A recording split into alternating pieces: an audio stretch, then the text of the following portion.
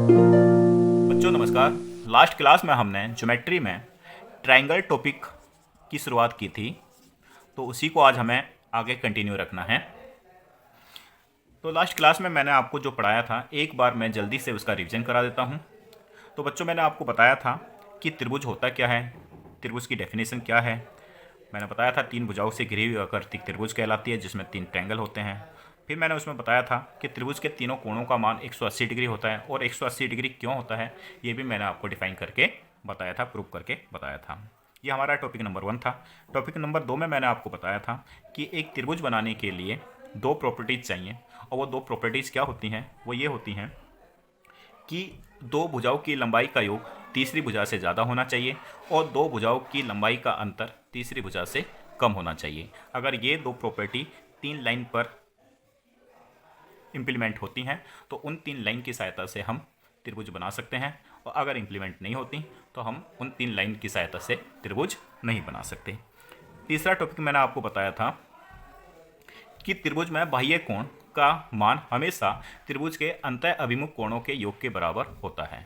फिर मैंने point number 4 में बताया था कि त्रिभुज को हम भुजा की लंबाई के आधार पर और कोण के आधार पर हम 2 भागों में विभाजित कर सकते हैं। भुजा के आधार पर और कोण के आधार पर हम 2 भागों में विभाजित कर सकते हैं। तो भुजा के आधार पर 3 प्रकार के त्रिभुज बने थे। विषमबाहु त्रिभुज, जिसमें तीनों भुजाओं की लंबाई अलग अलग होती है, और जब तीनों भुजाओं की लंबाई अलग होती है तो तीनों कोण भी अलग अलग होते हैं, उसी को हम विषमबाहु त्रिभुज कहते हैं। दूसरे नंबर पर था संधिबाहु त्रिभुज, जहाँ पर 2 भुजाओं की लंबाई बराबर होती है, और जब 2 भुजाओं की लंबाई बराबर होती है तो त्रिभुज के 2 कोण भी आपस में बराबर होते हैं, इसको संधिबाहु त्रिभुज कहते हैं। तीसरा था समबाहु त्रिभुज, जहाँ पर त्रिभुज की तीनों भुजाओं की लंबाई बराबर होती है, और जब तीनों भुजाओं की लंबाई बराबर होती है तो त्रिभुज के तीनों कोणों का मान भी आपस में बराबर होता है, और एक त्रिभुज के तीनों कोणों का मान होता है योग 180 डिग्री। जब एक त्रिभुज के तीनों कोणों का योग 180 डिग्री होता है तो समबाहु त्रिभुज के प्रत्येक कोण का मान 60 डिग्री होता है। ये मैंने लास्ट क्लास में आपको कराया था। आज हम चर्चा करने वाले हैं कि कोण के आधार पर कौन कौन से त्रिभुज बनते हैं। तो देखो बच्चों,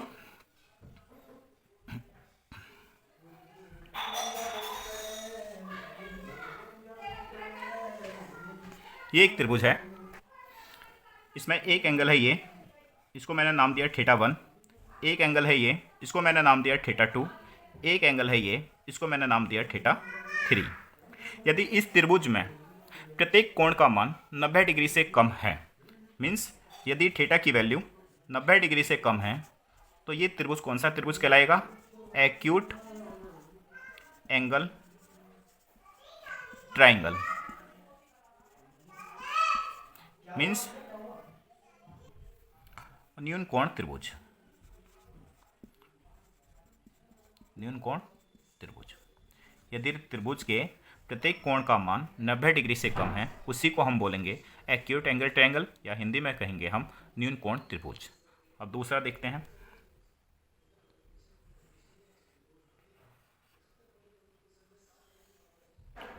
ये एक त्रिभुज है, और इसमें ये एंगल 90 डिग्री का है, और जब ये एंगल बच्चों 90 डिग्री का है तो स्वाभाविक सी बात है ये दोनों एंगल 90 डिग्री से कम ही होंगे।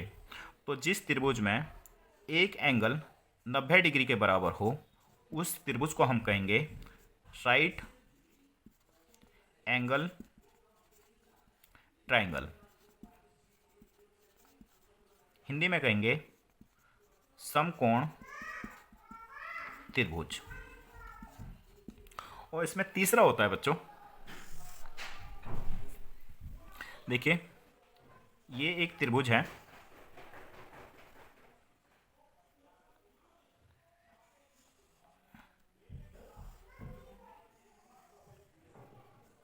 और इसमें ये वाला एंगल 90 डिग्री से ज़्यादा है, और जब ये एंगल 90 डिग्री से ज़्यादा है तो ये दोनों एंगल 90 डिग्री से कम ही होंगे।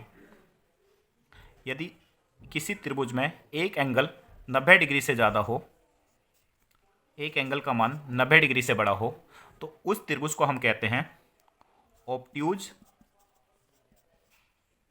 Angle triangle. ट्रायंगल हिंदी में कहेंगे हम अधिक कोण त्रिभुज, हिंदी में हम कहेंगे अधिक कोण त्रिभुज। अब इस कंसेप्ट पर सवाल पूछा जाता है पेपर में। अब सवाल कैसे पूछा जाता है, देखो बच्चों,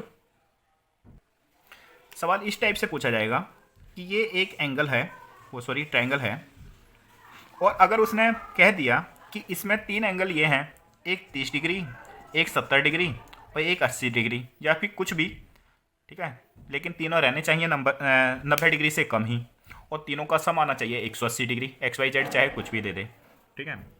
तो ये एंगल की वैल्यू उन्होंने दे दी है कि इस ट्रायंगल में एक एंगल है 30 डिग्री, दूसरा एंगल है 70 डिग्री और तीसरा एंगल है हमारे पास 80 डिग्री। अब वो हमसे पूछेगा कि ये कौन सा त्रिभुज है। तो हमने पढ़ा है कि जिस त्रिभुज में प्रत्येक कोण का मान 90 डिग्री से कम होता है उसको हम क्या कहते हैं, एक्यूट एंगल ट्रायंगल या फिर न्यून कोण त्रिभुज। तो हम आसानी से इसका आंसर दे सकते हैं कि ये त्रिभुज कौन सा है, ये एक्यूट एंगल ट्रायंगल है।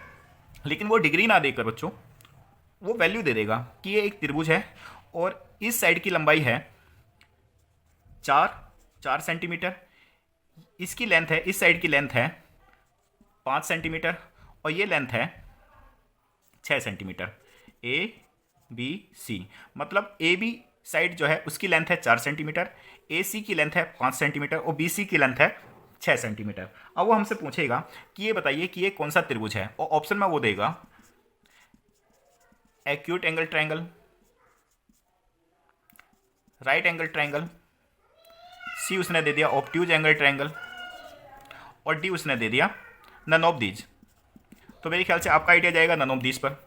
क्यों? क्योंकि आपने पढ़ा है कि त्रिभुज की तीनों साइडों की भुजा अगर बराबर नहीं है तो वो क्या कहलाता है, वो विषमबाहु त्रिभुज कहलाता है, स्केलेन ट्रायंगल कहलाता है। और यहाँ पे स्केलेन ट्रायंगल का ऑप्शन है नहीं, तो हमारा आंसर क्या हो जाएगा, नन ऑफ दीज। लेकिन बच्चों ये आंसर इसका नहीं है, आंसर इन्हीं तीनों में से है। तो फिर इसका आंसर है क्या, यहाँ पर आप फंस जाओगे।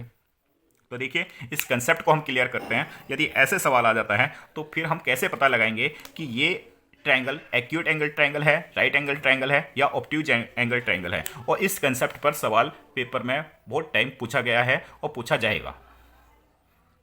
ये एसएससी के सुपरहिट सवाल हैं, बार बार इस कंसेप्ट पर सवाल सीजीएल में देखने को मिला है। तो देखो जैसे ये एक ट्रायंगल है और ये साइड की लेंथ है A, इस साइड की लेंथ है B, इस साइड की लेंथ है C, और सबसे बड़ी लेंथ जो है C है। जैसे सपोज करो यही मान लो कि ये एक ट्रायंगल है, ये लेंथ है 4, ये लेंथ है 5 और ये लेंथ है 6। तो A की जगह मैंने 4, B की जगह 5 और C की जगह 6 ये मान लिया। तो बच्चों इसमें हमें पता लगाना है कि ये कौन सा एंगल है, और विषमबाहु त्रिभुज ये है नहीं, right angle triangle, acute angle triangle या फिर ऑब्ट्यूज एंगल ट्रायंगल, इन तीनों में से ये कौन सा है। तो देखो इस पे कंसेप्ट क्या कहता है कि इसमें सबसे बड़ी भुजा क्या है, 6। तो इसमें सबसे बड़ी भुजा क्या है, 6। बाकी दो जो भुजा हैं वो C से छोटी हैं, A और B। तो यदि दो छोटी भुजाओं के स्क्वायर का सम, दो छोटी भुजाओं के स्क्वायर का सम सबसे बड़ी भुजा के स्क्वायर से अधिक है, सबसे बड़ी भुजा के स्क्वायर से अधिक है, तो ये होगा एक्यूट एंगल ट्रायंगल, ठीक है, अधिक कोण त्रिभुज, एक्यूट एंगल न्यून कोण त्रिभुज। और अगर दो छोटी भुजाओं के स्क्वायर का योग बड़ी भुजा के स्क्वायर के बराबर है तो ये होगा राइट एंगल ट्रायंगल, और दो छोटी भुजाओं के स्क्वायर का योग बड़ी भुजा के स्क्वायर से छोटा है, कम है, तो ये होगा ऑब्ट्यूज एंगल ट्रायंगल। अगर छोटी भुजाओं के स्क्वायर का सम सबसे बड़ी भुजा के स्क्वायर से अधिक है तो ये एक्यूट एंगल ट्रायंगल होगा। अगर छोटी भुजाओं के स्क्वायर का सम बड़ी भुजा के स्क्वायर के बराबर है तो ये राइट एंगल ट्रायंगल होगा। अगर छोटी भुजाओं के स्क्वायर का सम बड़ी भुजा के स्क्वायर से कम है तो ये ऑब्ट्यूज एंगल ट्रायंगल होगा, अधिक कोण त्रिभुज होगा। ये एक कंसेप्ट है। तो अब हमें यहाँ पे आसानी से हम बता सकते हैं कि ये कौन सा ट्रायंगल है। देखिए दो छोटी भुजा क्या है, 4 और 5, तो इनका स्क्वायर करते हैं। 4 का स्क्वायर 16, 5 का स्क्वायर 25, और बड़ी भुजा क्या है 6, 6 का स्क्वायर कितना हुआ 36। इन दोनों का सम कितना हुआ 41, और ये 41 36 से ज़्यादा है। अगर दो छोटी भुजाओं के स्क्वायर का सम बड़ी भुजा के स्क्वायर से ज़्यादा है तो ये कौन सा कोण होगा? Acute angle triangle. इसका मतलब ये कौन सा? Acute angle triangle. तो ये न्यून कोण त्रिभुज हमारा हुआ। ये कौन सा त्रिभुज है? ये न्यून कोण त्रिभुज है। इसी तरीके से अगर मैं वैल्यू चेंज करूं और यहाँ पर मैं 6 की जगह 3 लिखूं और अब मैं आपसे पूछूं कि एक त्रिभुज है जिसकी भुजाओं की लंबाई 3, 4, 5 है, तो अब ये बताइए ये कौन सा त्रिभुज है? तो देखो इसमें सबसे बड़ी भुजा क्या है? 5, और दो छोटी भुजा क्या है? 3 और 4, और 3 का स्क्वायर 9, 4 का स्क्वायर 16। तो इन दोनों का और बड़ी भुजा जो है उसका स्क्वायर कितना हुआ? 5 का 25। तो जो छोटी भुजा हैं दो, उनके स्क्वायर का योग कितना हुआ? 9 और 16 25, जो कि बड़ी भुजा के स्क्वायर के बराबर है।